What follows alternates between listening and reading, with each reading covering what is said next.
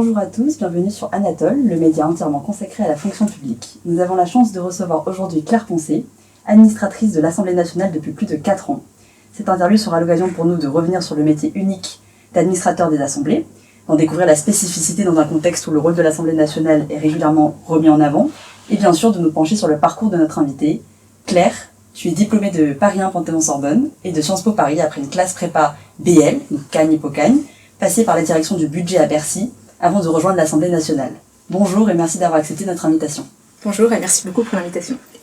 Claire, tu es rentrée en classe prépa, donc littéraire, juste après le bac. Est-ce que pendant ces 2 années, tu savais déjà ce que tu voulais faire après ?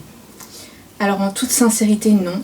Le choix de mes études supérieures a été guidé plutôt par une envie de pluridisciplinarité.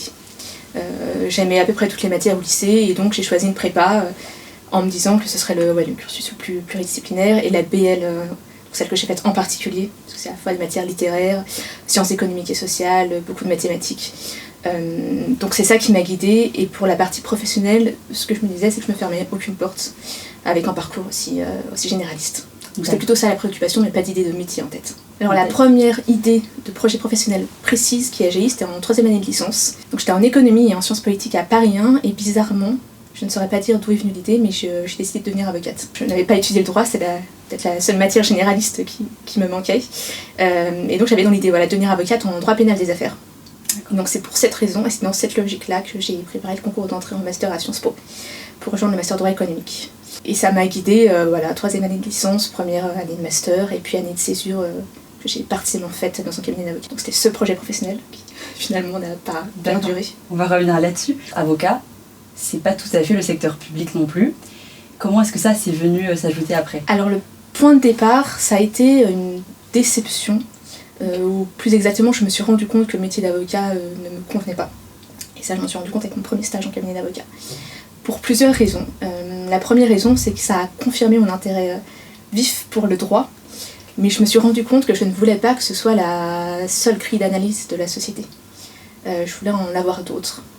C'était le premier point. Le deuxième point, c'est que je me suis rendu compte, je faisais mon stage dans une grosse structure, le cabinet Gide, et qu'en fait, pour être avocat dans ce genre de structure, il faut être non seulement spécialisé, mais même sous-spécialisé, c'est-à-dire avoir une compétence assez précise. Et je craignais qu'à la longue, cette surspécialisation, qu'on peut aussi appeler expertise, et qui présente beaucoup d'avantages, ne me pèse. J'avais envie de plus de polyvalence et plus de diversité. Et puis par ailleurs, il y avait quand même quelque chose qui commençait je commençais à m'intéresser beaucoup à Sciences Po, aux débats d'idées, aux questions politiques, aux questions de société. Et je commençais à sentir que ça n'allait pas me suffire de le faire uniquement sur mon temps libre. Je savais que je ne voulais pas faire de politique, mais je sentais que je voulais travailler en prise avec ces enjeux. Et donc j'ai terminé mon année de césure en faisant des stages dans la fonction publique, d'abord à la Cour des comptes et ensuite au ministère de l'économie. Ça a confirmé toutes mes intuitions, et bien au-delà même.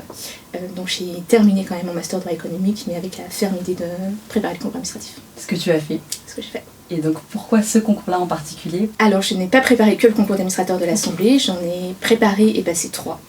Le concours à l'époque de l'ENA, le concours d'administrateur de l'Assemblée, le concours d'administrateur du Sénat, assez logiquement.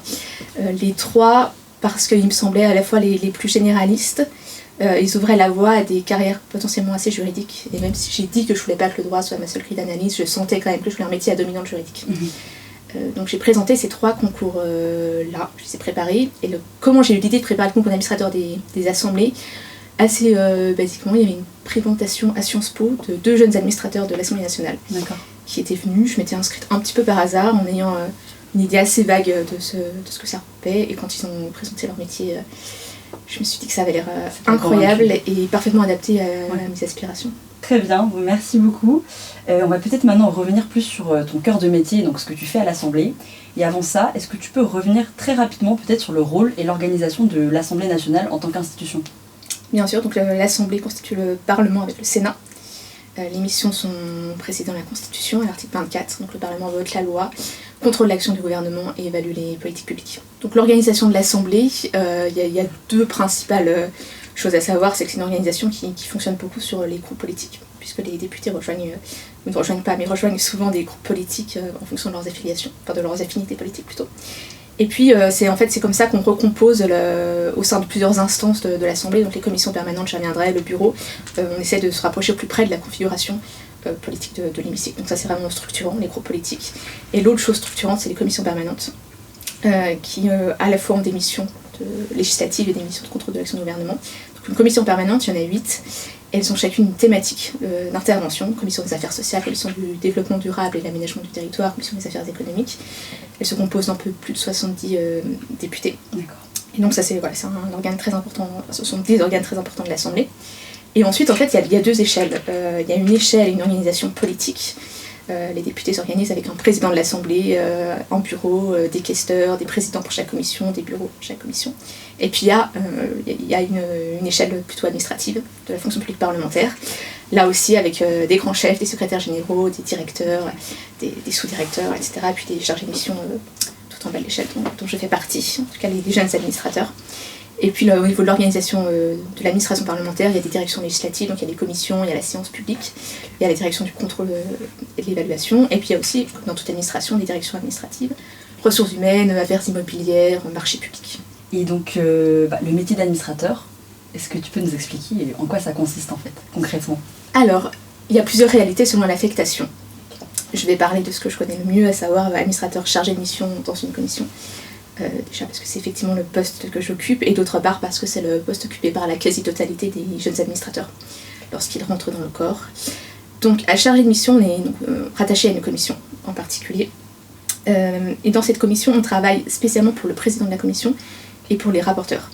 Les rapporteurs, ils sont nommés par leurs pairs, donc le rapporteur c'est un député, nommé par ses pairs pour travailler particulièrement sur un projet de loi, une proposition de loi ou une mission d'information, et il va avoir pour mission d'auditionner des personnes, en fait, d'expertiser le sujet et d'en rendre compte à ses collègues.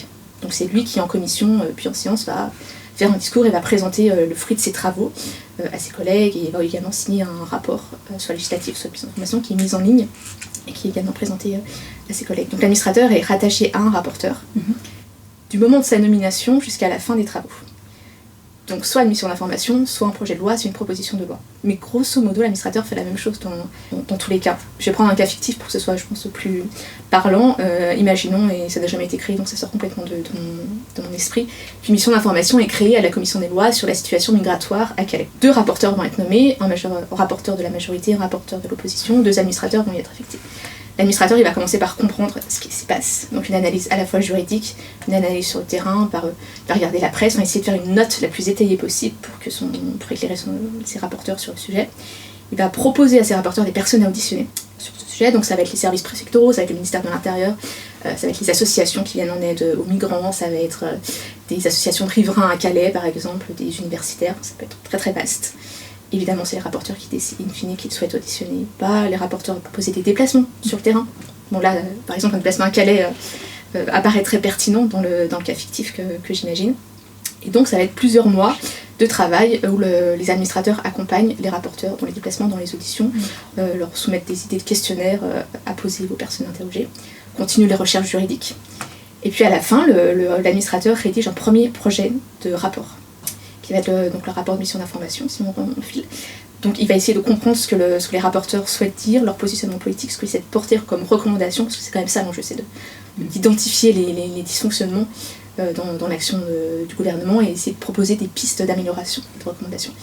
Donc il propose un premier projet de rapport qui est transmis aux rapporteurs et à ses collaborateurs, à leurs collaborateurs parlementaires. Et ensuite il y a toute une dialectique, une discussion, avec l'idée d'arriver au final à un rapport qui corresponde parfaitement à l'intention politique des rapporteurs et à ce qu'ils souhaitent dire. Et donc ensuite, c'est la dernière étape, l'administrateur accompagne le rapporteur en commission, il est à ses côtés pour l'aider aussi dans ses échanges avec ses collègues.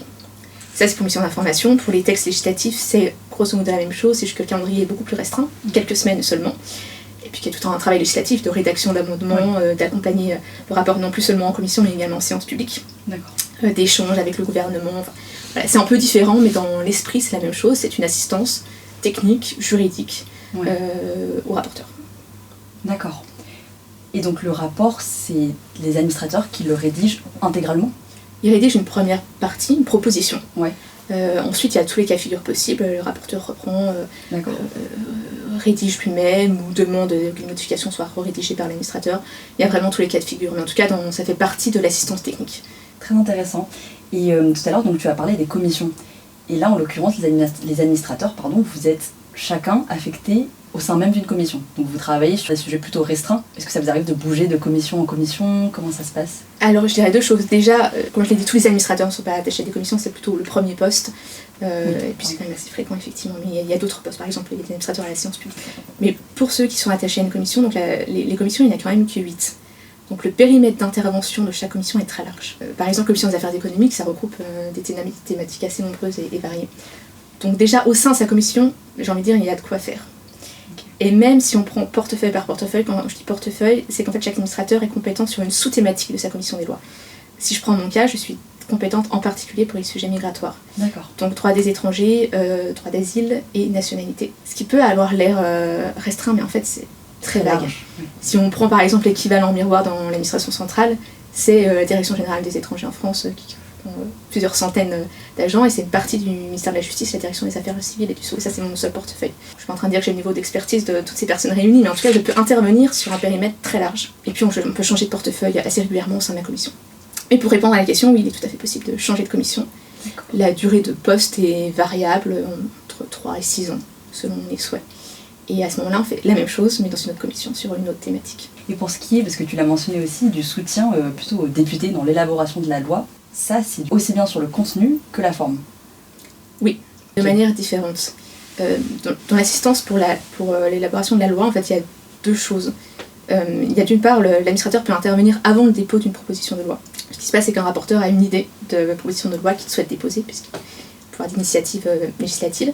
Donc il va avoir l'administrateur compétent sur le sujet de sa proposition de loi et il peut lui soumettre un premier projet de rédaction. Et donc il y a tout un échange un peu technique entre l'administrateur et le député, qui à ce moment-là n'est pas rapporteur, il a juste un projet de proposition de loi.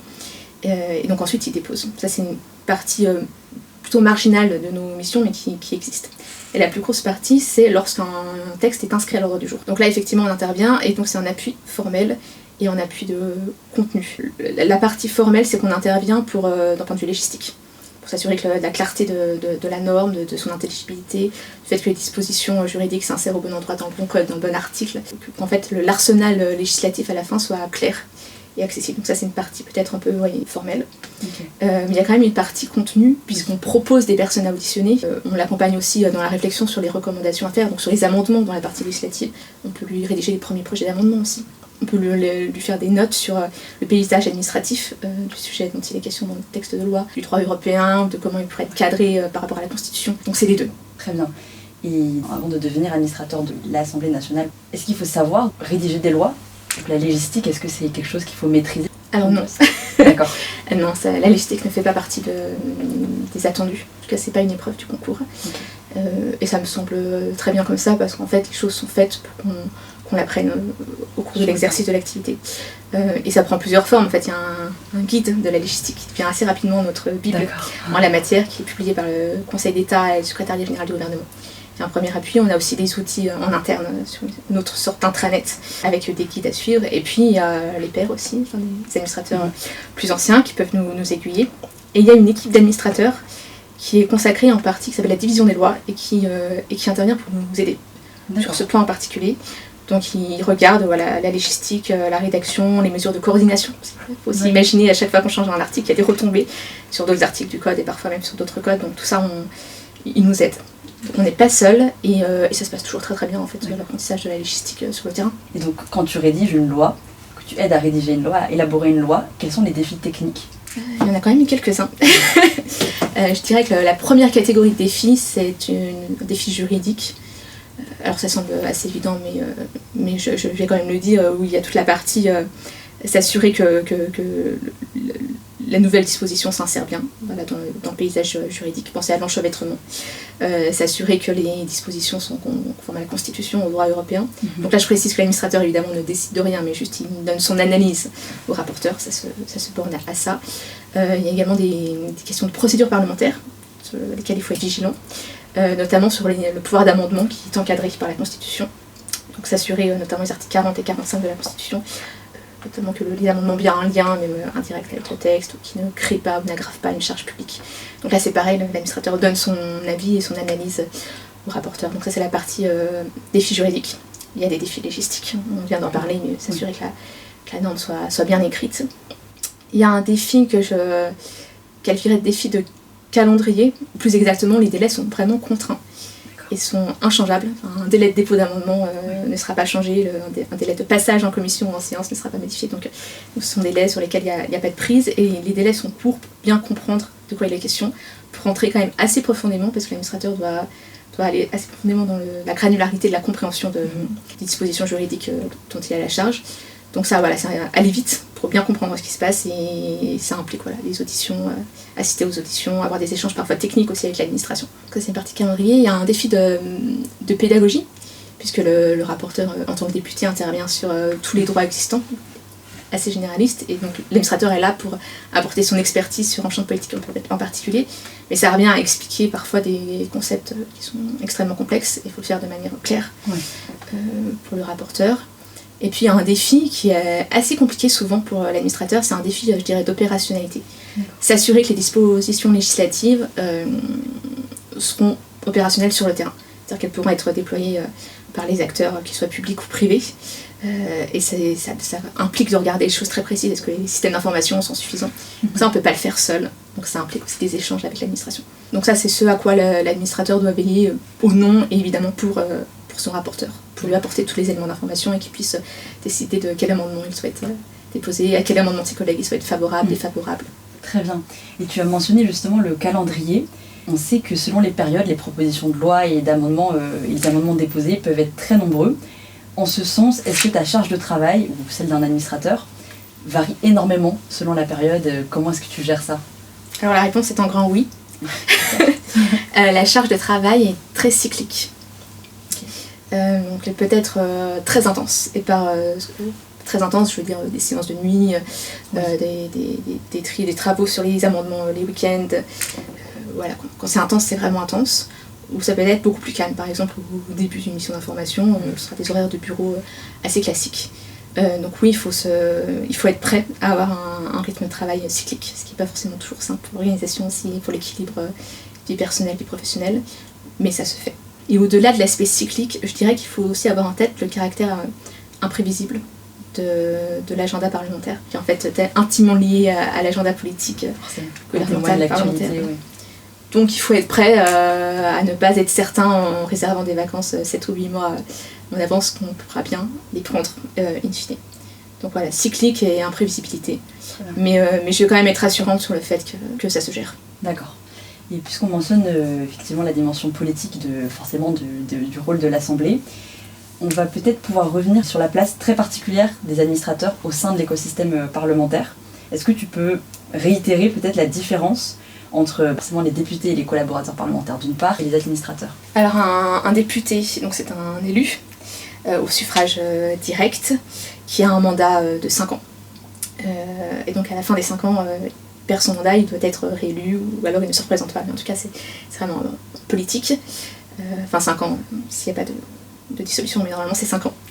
Le collaborateur parlementaire ou l'attaché parlementaire, lui, est rattaché à un député en particulier. Il a été recruté et choisi par ce député. Il est lié à ce député par un contrat.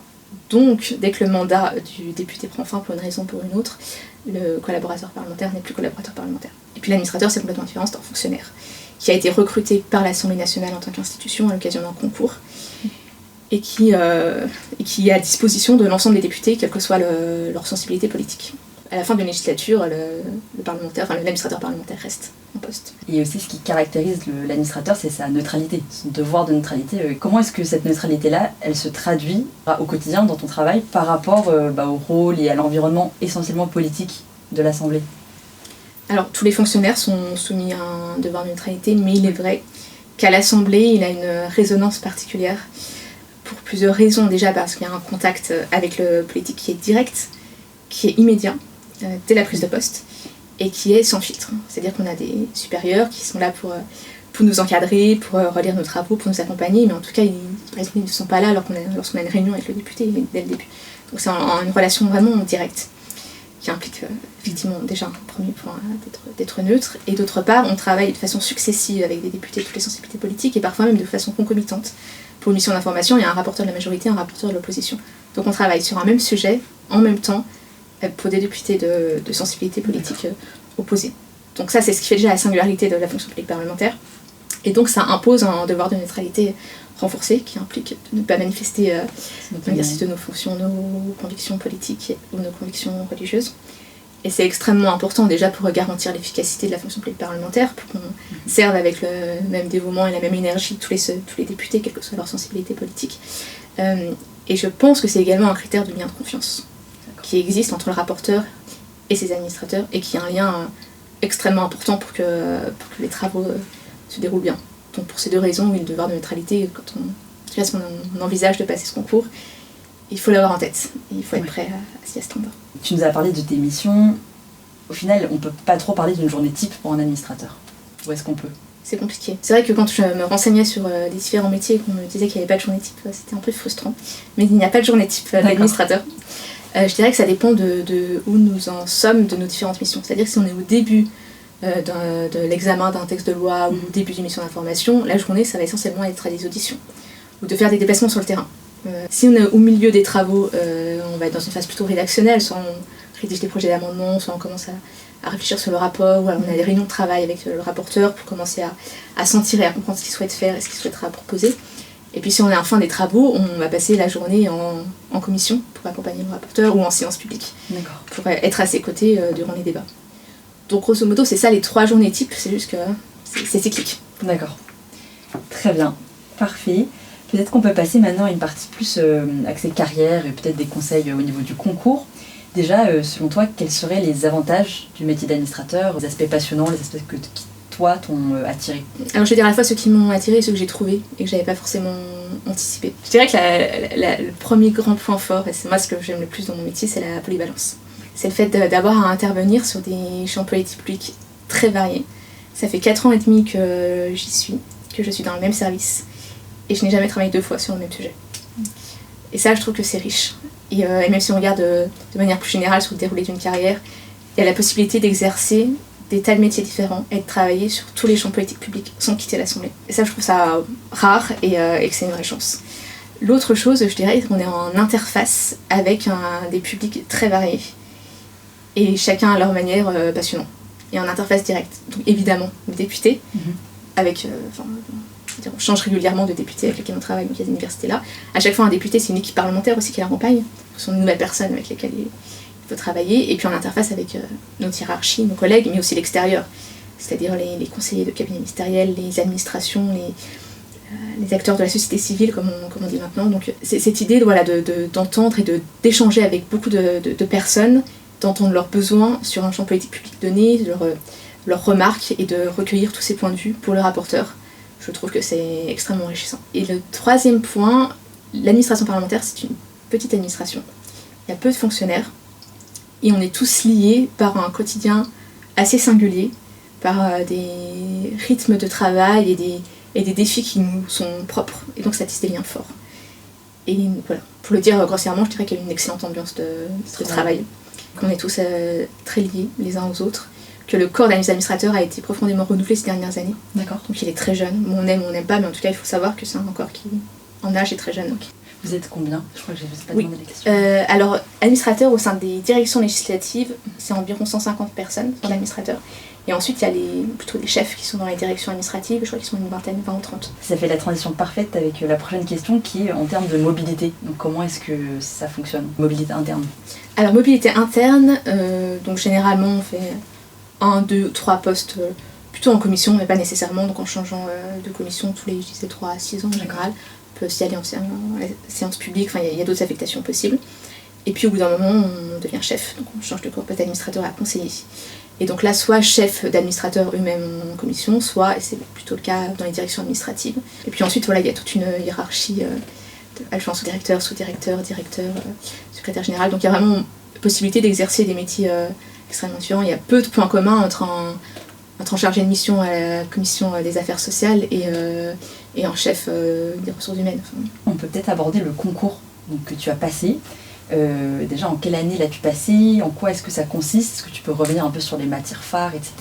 Oui, alors je l'ai passé en 2019 et j'ai pris mon poste au début de l'année 2020. Donc c'est un concours généraliste qui, à l'époque, ressemblait au concours de l'ENA. Maintenant, je crois que les concours de l'ENA a évolué, donc je ne saurais pas dire quelles sont les différences, mais en tout cas je crois que l'écart s'est creusé. Donc il y a une phase d'admission, une phase d'admissibilité, une phase d'admission. Admissibilité, il y a une dissertation de droit constitutionnel, qui n'est pas appelée comme ça. Je crois que c'est droit constitutionnel et sciences politiques, une dissertation de culture générale qui n'est pas non plus appelée comme ça, mais que je vais appeler comme ça. Ce qu'on appelle des questions à réponse courtes en économie et en finances publiques, une note de synthèse et une épreuve à option, qui est une sorte de cas pratique de droit, et on peut choisir quel droit. Et ensuite, il y a une phase d'admission. Là, il y a une épreuve de langue vivante, une facultative, une obligatoire, une dissertation de droit parlementaire et un grand oral, enfin un entretien, qui en fait est subdivisé en 2 épreuves. Une première épreuve, c'est 1 heure de préparation sur un sujet de culture générale. On pioche 2 tickets, 2 sujets, on doit en choisir un et pendant 1 heure on prépare. Ensuite, on fait un exposé devant un jury de 10 minutes. Pendant 5 minutes, il nous pose des questions. Et ensuite, on passe à la deuxième épreuve, qui est une sorte d'entretien de personnalité et de motivation assez classique. Donc c'est un concours généraliste qui effectivement favorise les profils type Sciences Po, type école de commerce, mais il y a de plus en plus de profils qui viennent par exemple des universités, qui ont fait du droit. Donc c'est tout à fait possible, uniquement en phase de pré-PNA, de rattraper les autres épreuves.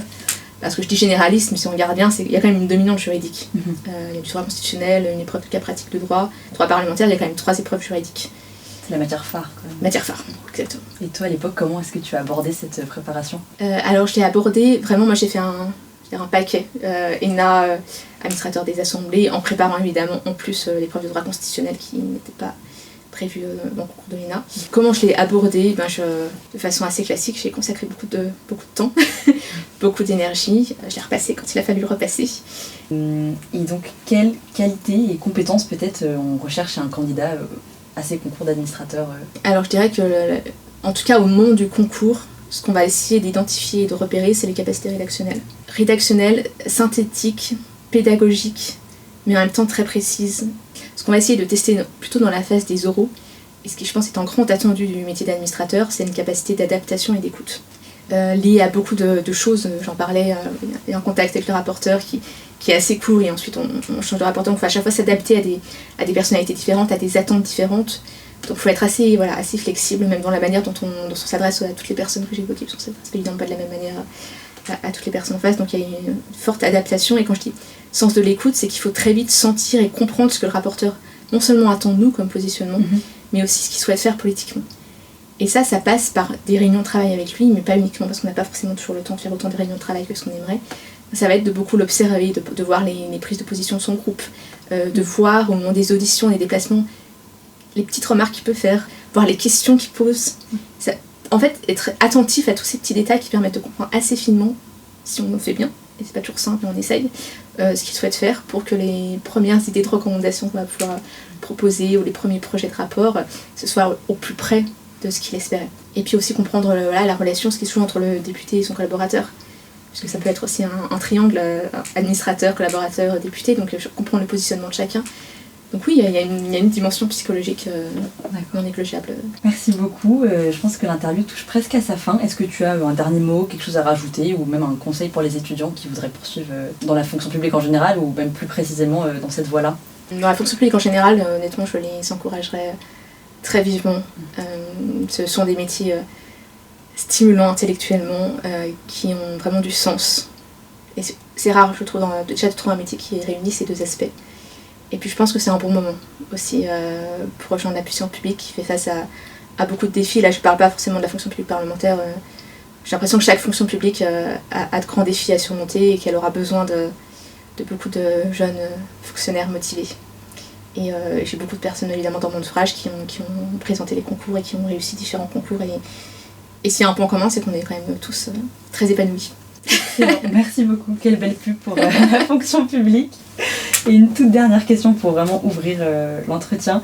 Quel livre, s'il y en a, livres, ressources, ouvrages, est-ce que tu recommanderais pour découvrir, ou du moins mieux comprendre peut-être le droit parlementaire ou encore la légistique ? Alors pour le droit parlementaire, il y a un fameux manuel droit parlementaire de messieurs Avril et Jiquel, qui est à mon sens le manuel le plus intéressant pour découvrir le droit parlementaire. Et sans vouloir faire de la pub à l'Assemblée, mais je vais quand même le faire, le site internet de l'Assemblée est très bien fait. Et il y a ce qui s'appelle des fiches de synthèse, notes de synthèse, fiches synthétiques, quelque chose comme ça, mais ça se retrouvera facilement, je pense, qui présente tous les organes de l'Assemblée, l'élaboration d'une loi, le contrôle de l'action du gouvernement, et c'est pédagogique, je trouve que le niveau de détail est le bon. Donc j'encouragerais vraiment tout le monde à lire ces fiches. Et pour la partie légistique, encore une fois, j'attendrai vraiment d'être dans le corps pour se plonger dans la légistique. Mais s'il y a des curieux, le guide de la légistique que j'évoquais, donc, qui est disponible sur Légifrance. Ah, donc public. Public, peut être consulté. Très bien, merci beaucoup Claire Poncé et à bientôt. Merci, à très bientôt.